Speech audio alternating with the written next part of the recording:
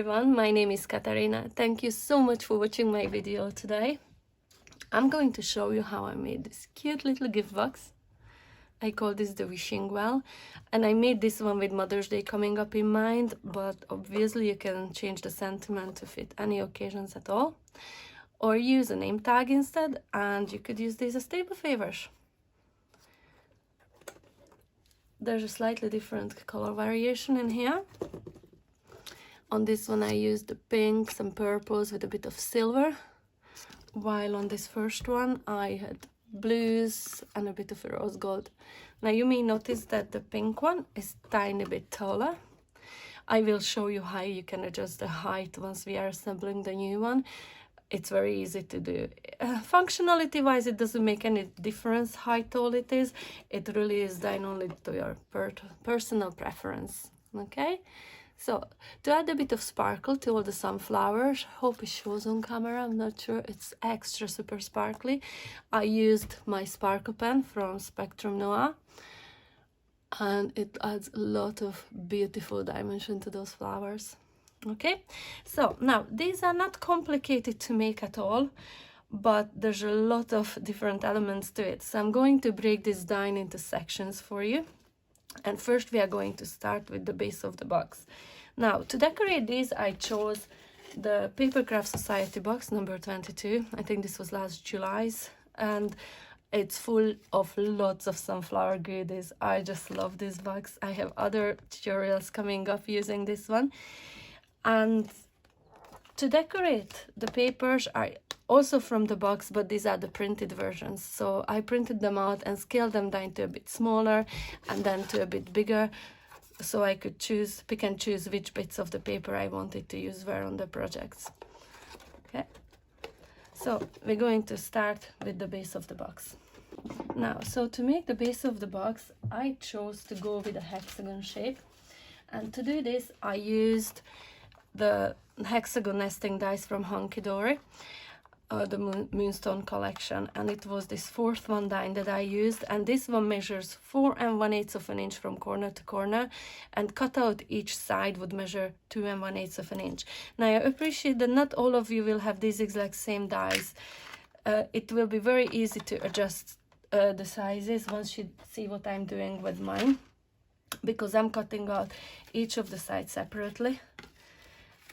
Now, to make the base of the box, we will need 2 pieces of the hexagon cutouts and 6 for the sides that will measure 2 5/8 of an inch by 3 inches. Now, because my sides measure 2 1/8 of an inch, that's why my width will need to be 2 5/8 of an inches, because this will leave me with a 1/2 inch of a tab to attach to the next side. So if your side measures, let's say 3 inches, then you go 3 1/2.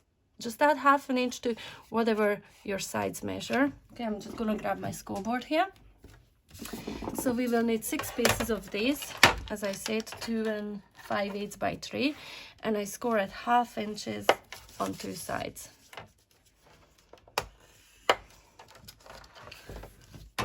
Fold and burnish both the score lines. And just need to cut out that little corner. My scissors. And I'm also just going to cut a little angle on the top and the bottom of the 3 tabs. Now we will need 6 of these. We will also need 6 of the mats, and these measure 2 3/8 by 2 inches, and that will fit perfectly, leaving us just with a little thin border on all 4 sides. So I've already glued the mats onto 4 of them. 2 of them I'm going to leave empty plain for now, because I will want to attach the sides to it first and then add the decorative paper on top of that to conceal that coming down. Okay, so what I'm going to do, I'm going to glue them onto the base now, onto the hexagon base. And to avoid my confusion later, I'm going to add the 2 with no mats on them first, and I'm gonna do that on 2 opposite sides of the hexagon.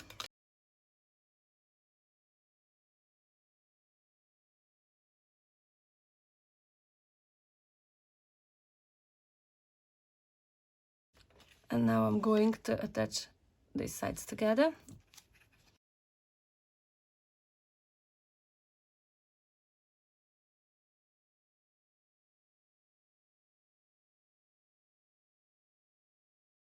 Now I'm going to take the other piece of a hexagon and I'm just going to glue it onto the bottom of my box.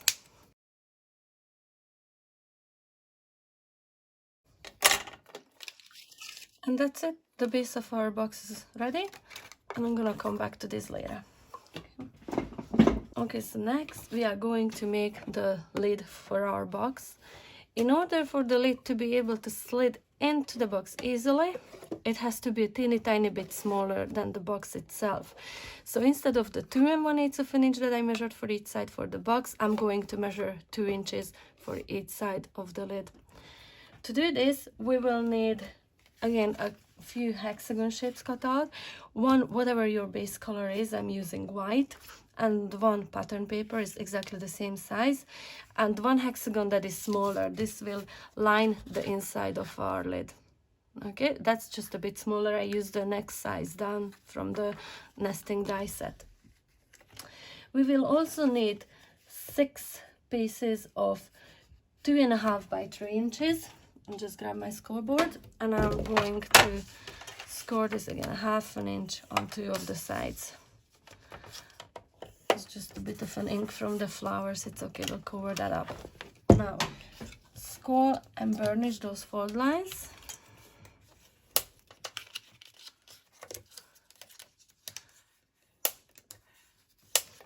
And again, cut that little square out of the corner.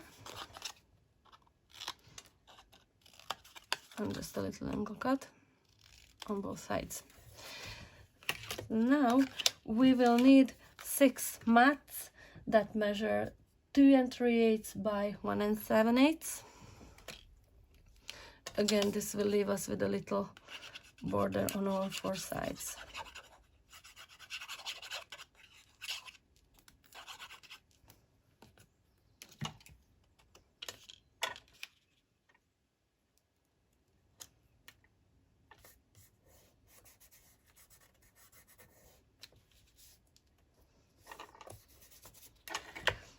Now I have the other 5 already done.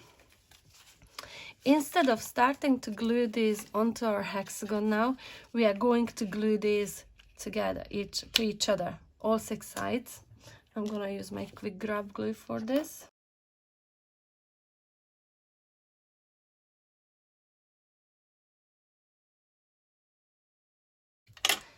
Now this is done, I'm going to attach the 2 ends together.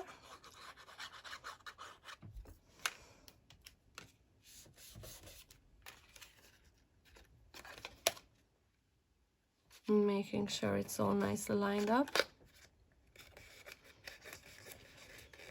And now this should give us our hexagon shape. Now, in all honesty, I think this is what I'm going to do next is the fiddliest part of the whole project, because we're gonna have to glue this onto our hexagon base. And we have to make it so it gives us an even lip on all 6 sides.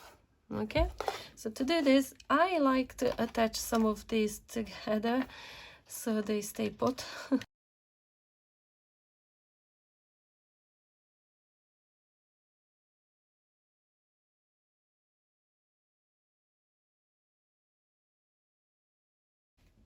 So once this bit is done, just check if it fits into the base of the box perfectly, which it should. Perfect. Okay, now I'm going to glue the pattern paper on top of this, and I'm going to use the collard glue that is very strong. Once it dries, it will make it really, really strong.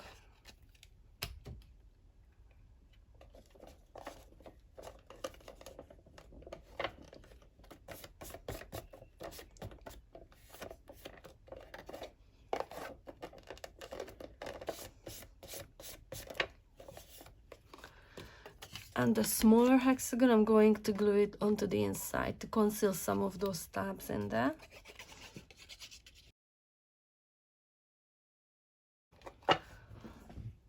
Now, to do the handle, we will need a piece of cardstock that is 3 inches by 1.25. Okay, I'm gonna grab my scoreboard here. On the 1.25 side, I'm going to score at 3/8 of an inch. That is the little slot just before the 1/2 inch one. On both sides, 3/8 of an inch, yeah. And on the longer side, I'm going to score it at 1/2 inch again on both sides.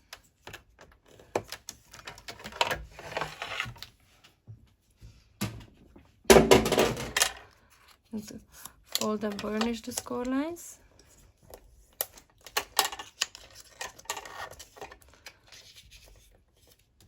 Just on the long side now, and I'm going to add glue to glue this properly together. I'm using the collard glue again.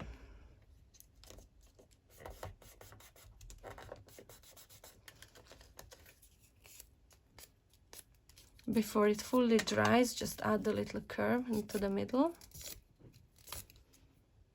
like so.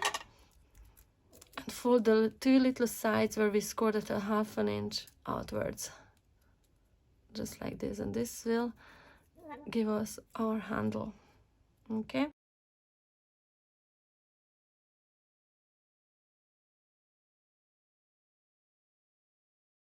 so this is our lid ready, fits inside the box perfectly. Now we are going to move on to the sides. To make the sides, we will need 2 pieces of cardstock that measure 1 inch by 8.5,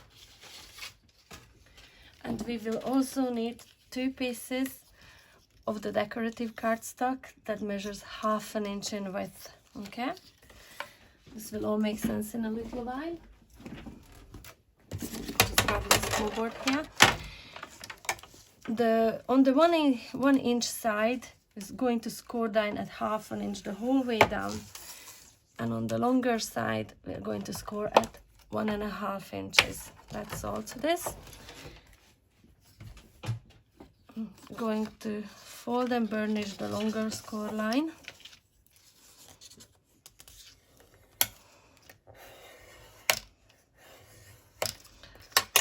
I'm going to glue this together. This will make the sides nice and strong and sturdy. Right, once this is glued together, you can take a gift box. I'm going to lift the lid out for now. We are going to glue this to the sides now. Now, you remember on the start, this box with the pink flowers was a bit taller. Because when I glued this onto the side, I started halfway up. If you want it down lower, that will make it a bit shorter. It really doesn't make any difference. I'm gonna go with either. I'm gonna go down the whole way down this time. Okay.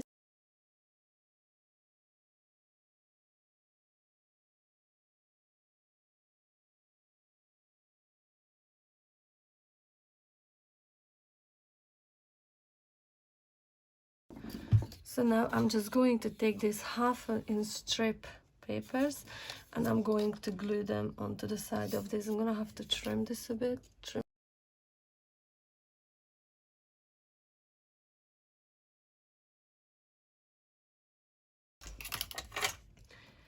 Now we can set this aside to dry and we are going to move on to the roof. Okay, so to make the roof of our box, we will need a piece of cardstock that will measure 6 inches by 3 3/4 of an inch, and then in the middle of the longer side, I'm going to score down at 3 inches, fold and burnish the score lines. Okay, this bit will give us the inside of our roof. We are going to jam the top of our sides between the 2 layers, between this one and the outer layer. For this one, we will need a cardstock that measures 8 inches by 4 inches and scored down in the middle. Fold and burnish the score line. For the decorative mats, I used 2 pieces of cardstock, again a printed version of the box papers, and these are 3 7/8 by 3 7/8, leaving us with a little tiny border on all 4 sides. And I needed 2 pieces of those Okay, I also used a little scalloped edge for the bottom of the roof in here, which I think it looks cute. So if you want to do that, you will need 2 pieces of cardstock that will measure 1.5 by 4 inches. On the longer side, I just took decorative edges scissors and I just cut down on the edge on the scoreboard. Add the paper with the scalloped edge facing to the side of it and score down at 1/2 inch. This will give you 1/2 inch of an overhang. Okay, so now to attach this to our well. So where there's the score line, 1.5 inches that we scored earlier, just fold it in slightly.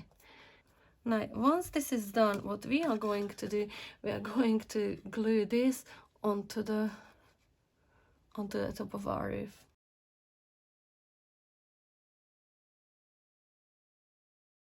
And now we are going to glue the top on it. Okay, I'm gonna do one side first and then the other one.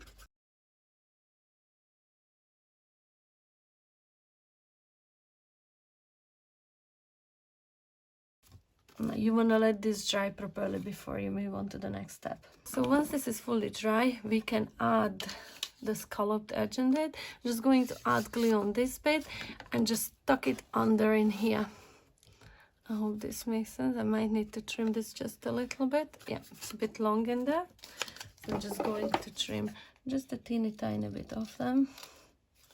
Didn't measure this very well, did I? There we go. It's perfect.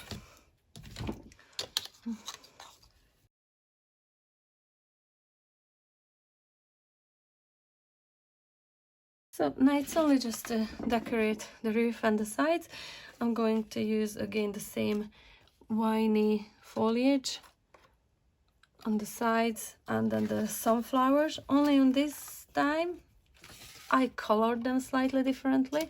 While on the first two I used yellow cardstock and I added a bit of a darker yellow onto the edges and oranges in the middle.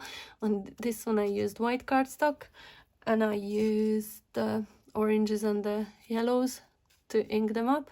Also, while this one has a little bit of a glossy accent on the brown in the middle, you can see the shine of it. On this one I used mirrored cardstock, the gold one. Same as for the sentiment. Instead of Mother's Day, I just cut out the sentiment that came with the kit and it says thanks a bunch. I think it's lovely. Just again, another version. You can use these for any occasions at all. And I'm going to match these with reds and the little ones. Let me find one. Again on cream cardstock, cream colored. I just added a little bit of a redding and a little bit of a rhinestone in the middle. So I'm just going to put this on high speed. You don't need to watch me for ages fiddle with the hot glue gun. I'll try to maybe add some music if I can. Okay, so and I will be back. Talk to you after.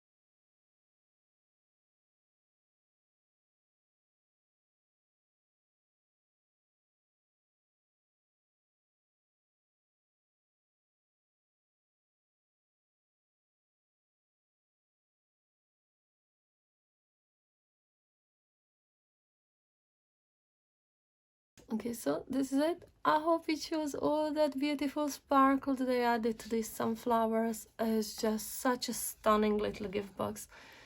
Honestly, this would make anyone happy anyway. I would love to receive something like this. It's just so gorgeous. Now, let me bring in the other ones to show you for comparison. I really, really love them. They're just such cute little boxes. Now, if you like my tutorial today, guys, please subscribe to my channel because I have some amazing projects coming up. And I also have another version of the wishing well as well soon coming up. It's a Christmas themed one. I know it's kind of criminal to say the C word this early in the year, but I'm going to start my Christmas series quite early. So I hope you like this. Give me the thumbs up, please. And until the next time, bye!